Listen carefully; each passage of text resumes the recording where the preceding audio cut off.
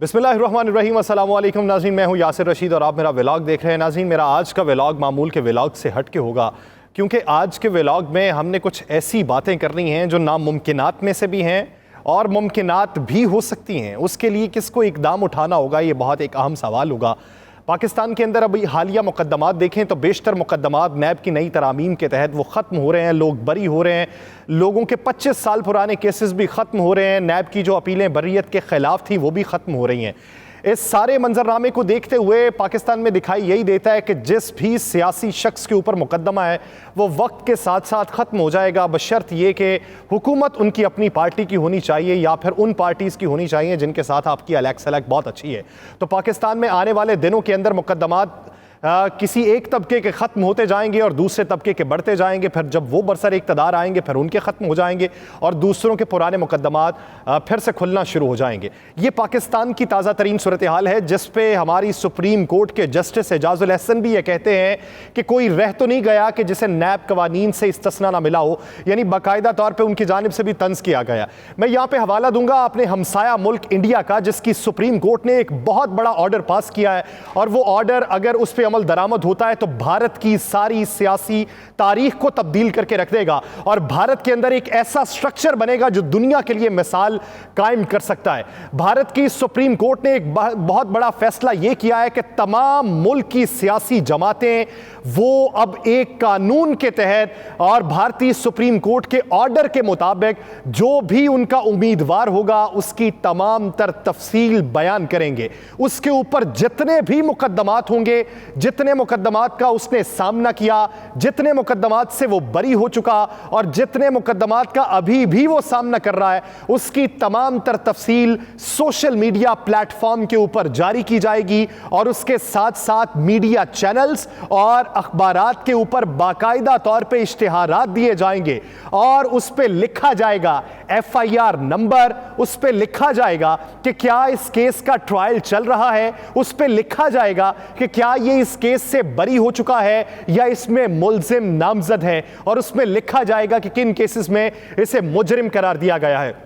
Supreme court के उस हुक्म के बाद अगर कोई भी सियासी पार्टी जो इंडिया में मौजूद है, वो चाहे कांग्रेस हो, चाहे बीजेपी हो, चाहे आम आदमी पार्टी हो, वो कोई भी पार्टी अगर किसी अपने उम्मीदवार की ये तमाम तर तफसीलात इन 3 प्लेटफॉर्म्स के ऊपर जारी नहीं करता तो उसे सुप्रीम कोर्ट के हुक्म की खिलाफ वर्जी बाकायदा तौर पर माना जाएगा और उस पार्टी के खिलाफ केस भी चलेगा। यानी आपको यह लिखना होगा कि अगर हमारा ये जो उम्मीदवार मैदान में उतरा है इसके ऊपर क्या कोई कत्ल का मुकदमा है, इसके ऊपर एक्सटॉर्शन का कोई मुकदमा है, इसके ऊपर भत्ता लेने का कोई मुकदमा है, इसके ऊपर किकबैक्स का कोई मुकदमा है, इसने जो अपनी जायदादें बनाई हैं क्या तमाम सही जराए से बनाई हैं, अगर कोई भी मुकदमा नहीं है तो सिर्फ 1 लाइनर लिख दिया जाएगा कि इसके ऊपर कोई मुकदमा नहीं है। और अगर उसके ऊपर मुकदमात हैं तो सुप्रीम कोर्ट ऑफ इंडिया के अहकामात के मुताबिक यह भी लिखना जरूरी है कि मुकदमात के बावजूद इस शख्स को मैदान में उतारने का फैसला क्यों किया जा रहा है। और सुप्रीम कोर्ट ऑफ इंडिया ने यह भी कहा कि फिर उसके बाद अवाम यह फैसला करें कि हां हमने इस उम्मीदवार को बतौर मेंबर कौमी असेंबली या सूबाई असेंबली इसका इंतखाब करना है या नहीं करना।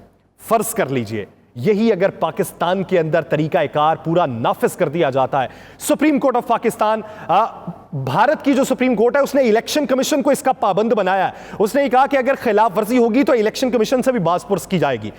मिसाल के तौर पे पाकिस्तान में अगर इसका अमल दरामद होता है, इलेक्शन कमीशन ऑफ पाकिस्तान को कहा जाता है कि इसी तरीके की शिक को आयद कर दिया जाए हर पार्टी के ऊपर, हर उम्मीदवार के ऊपर, तो पाकिस्तान में इश्तिहारात क्या होंगे। कुछ इश्तिहारात अखज़ कर लेते हैं कि मुस्तकबिल के अंदर अगर पाकिस्तान में यह कानून लागू हो तो इसके इश्तिहारात क्या होंगे। या फर्ज कर लीजिए यहां के जो लोग हैं अगर ये भारत के बासी होते और भारत में इलेक्शन लड़ते तो अखबारात में इश्तिहारात क्या होते। मैं एक छोटा सा शरीफ हूं, मेरे ऊपर बहुत से केसेस हैं, लोग मुझे चोर भी कहते हैं, लेकिन मेरे जो केसेस हैं वो रफ्ता रफ्ता ख़त्म हो रहे हैं।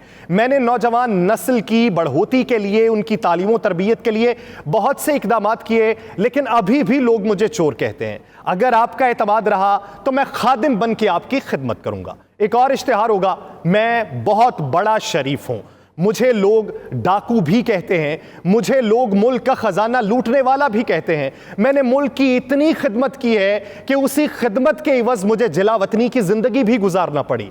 अगर आप लोगों का एतमाद रहा तो मैं मुल्क में वापस आऊंगा और मुल्क की फलाह बहबूद के लिए काम करूंगा। एक इश्तिहार ऐसा होगा कि मुझे ज़र का पुजारी कहा जाता है। बहुत से लोग मेरे नाम के साथ परसेंटेज को भी सेट करके बैठे हैं। बहुत से लोग मेरी जायदादों के ऊपर सवाल उठाते हैं, लेकिन मेरे ऊपर जो 25 साल पुराने केसेस थे वो भी अब ख़त्म हो चुके हैं, तहकीकात ख़त्म होने वाली है। अगर आप लोगों का एतमाद रहा तो मैं आपका हुक्मरान बन के मुल्क को आगे बढ़ाऊंगा।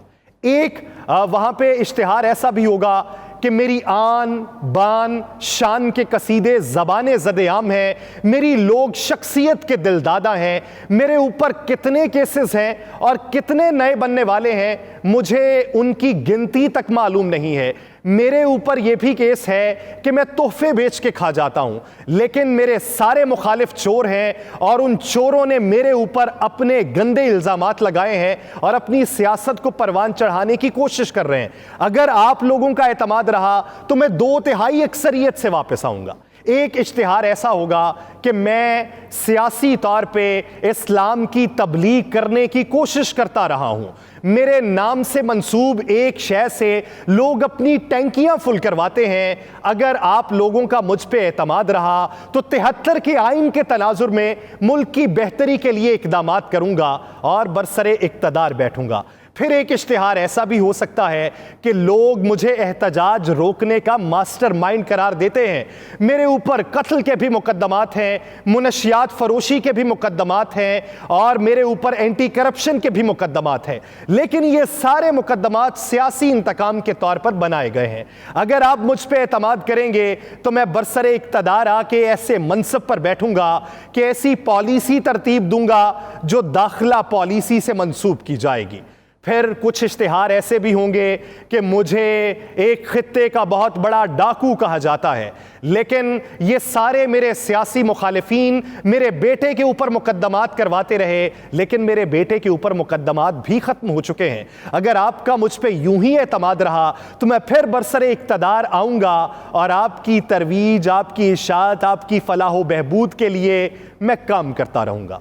ऐसे इश्तिहारात इंडिया में देखने को मिलेंगे। क्या ऐसे इश्तिहारात पाकिस्तान में देखने को मिलेंगे? अगर ये ट्रेंड सेट पाकिस्तान के अंदर होता है तो फिर देखिए कि पाकिस्तानी सियासत का रुख किस हद तक तब्दील हो जाएगा। भारत के बारे में आप 100 बातें कीजिए, भारत के पाकिस्तानी रवाबित के बारे में भी 100 बातें कीजिए, लेकिन एक ऐसा ट्रेंड सेट भारत में हो रहा है जो भारत की सियासी हैसियत, सियासी तारीख को तब्दील करेगा और बैनुल-अक़वामी सतह के ऊपर एक ऐसा पैगाम देगा कि जिससे अवाम अपने हुक्मरान का चुनाव करने के लिए आजाद होंगे, जिन्हें यह पता होगा कि इस पे कितने केसेस हैं, जिन्हें यह पता होगा कि कितने केसेस से बरी किस तरीके से हुआ, जिन्हें यह पता होगा कि कितने केसेस सियासी इंतकाम के तौर पे बनाए गए और कितने केसेस जेन्युइन हैं, जिन्हें यह पता होगा कि आज से 10 साल पहले मोटरसाइकिल पर घूमता था और अब 20 गाड़ियां हैं और 6 बंगले हैं, ये कहां से बनाए गए। फिर उसके बाद हुक्मरान को इंतखाब करने के लिए और हुक्मरान की शख्सियत को जांचने के लिए अवाम के पास एक बड़ा स्केल मौजूद होगा। देखने के अंदाज मुख्तलिफ होंगे।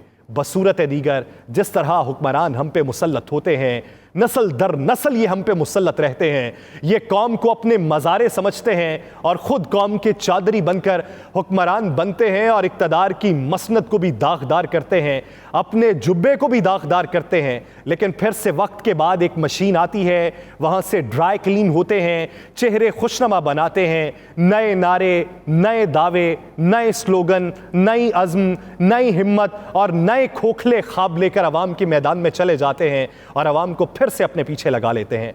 सिस्टम को तब्दील करने की ज़रूरत है। सिस्टम तब्दील कौन करेगा? मजमूई तौर पे तमाम स्टेक होल्डर्स कर सकते हैं।